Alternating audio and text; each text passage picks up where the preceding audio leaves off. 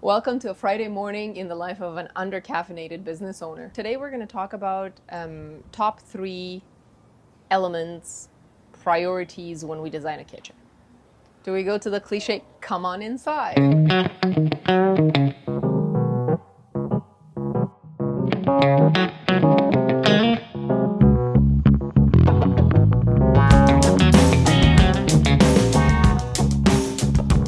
So let's talk about the top 3 criteria that we considered when designing this space. Even if there is some sort of a pattern that repeats in multiple designs, the major thing to consider is the client's individual lifestyle and the way in which they will use their space. As much as there is a pattern repeating in multiple designs, the major thing to consider is the client's lifestyle and how they are going to use the finished product. Because as much as it is a repetitive and like a pattern type process when designing a space, we have to also differentiate by lifestyle and by the way that people use the space. So basically, the top 3 things we factor in when designing this space particularly, not that there is not a repetitive pattern in design, because there is. We're not reinventing the wheel, but we majorly and most importantly consider the lifestyle of the client and how they're going to use the space when it's finished. And I can't do this with the camera right in front of my face. The main request was for an open space, a nice kitchen that is going to be most of all detailed. It's going to have craftsmanship details, and it's not going to be focused only on functionality, because we introduced butler's pantry where the major cooking and prepping is going to happen. So this is more of a showcase kitchen. So we needed to introduce some details that would make it stand out. Secondly, we had to consider the appliances, because the appliances are where the design begins. We have to get those specifications first because they're non-negotiable in terms of sizes, and we want to place those first and build the cabinets around them. Since we make custom cabinetry, we do not work with predetermined dimensions for the cabinets, so we can do whatever size will allow the appliance to fit best. And third of all, it's the aesthetics. It's how do we complement the rest of the house, and what colors and what shapes and what finishes we introduce in the space that would make it flow with the rest of the main floor. Let's discuss a few of the elements that we introduced in the design to give this space more presence. More blah, blah, not enough coffee. Since we wanted to make this more of a showcase kitchen, we introduced a wood frame around the perimeter of the upper cabinets, just to give it more of a furniture type of look rather than just upper cabinetry standard. And we focused on some craftsmanship elements, such as a fluted paneling that we did on the hood cover, and we repeated it on the back of the island as well, just so when you take a few steps back and you look at the overall kitchen, you have the pattern repeating. It's not just a single use. A second thing that we wanted to do is to introduce this two-tone look, where we had the sprayed, the HDF with polyurethane finish for the fluted panels, and the rest of the kitchen would be a solid oak. So we wanted, initially, like we kind of pivoted with the client back and forth.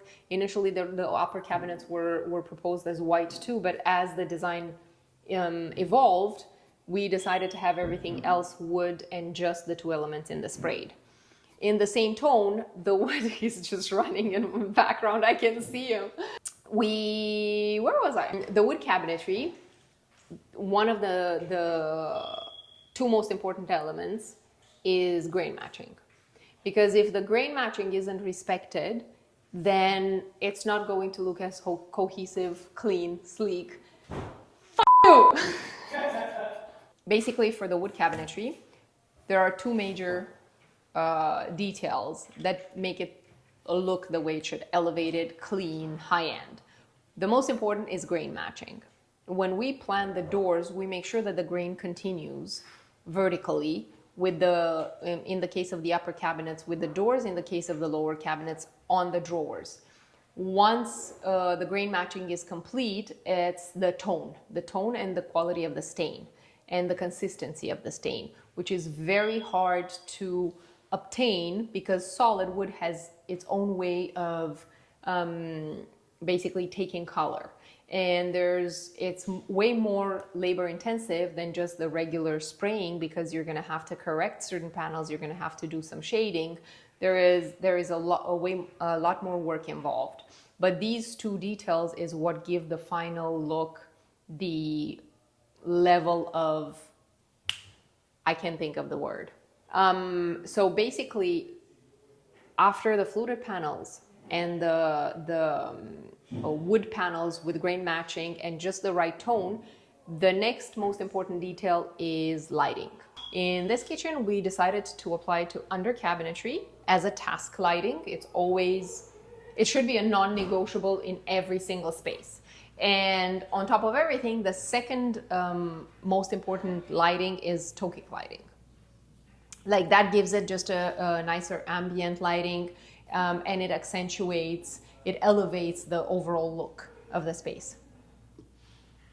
Do I continue? Do I have like an aura? Or can you still see my horns?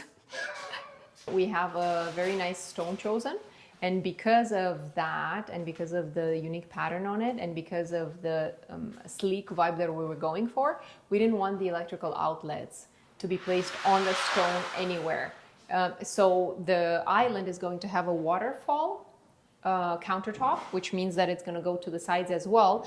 And in a standard placement, the outlets would have been on the exterior of the island on the stone, but we did not want to do that. We did not want to put it on the stone, so we decided to put a task outlet in the front above the oil and spice pullout for any appliances that are going to be plugged in and used on the island surface. And we have plugs on the interior of the overhang, like as task plugs, as outlets, so that if you have to charge a phone or plug a laptop while you're sitting at the island, you can do that from those outlets.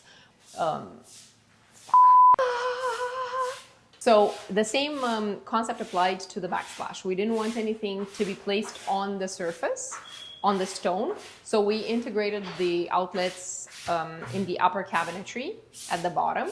They're still accessible, fully accessible, but concealed from the main view. So we don't have that interrupting the cleanliness of the backsplash. So basically, I have to stop saying basically. So basically, the main benefit of having everything done, designed, manufactured, and installed in-house, it's allowing us to get from initial drawing to finished product in as flawless of process as possible. Not that there are not going to be hiccups at multiple steps or at any step, but at least we have control and we're able to address and we're able to fix it and still deliver that impeccable product, basically. So if you want to see more of me being uncomfortable on camera, subscribe, like, comment. Please comment. Hey, when is my turn to talk? Wasn't this supposed to be my show? The fuck? That works.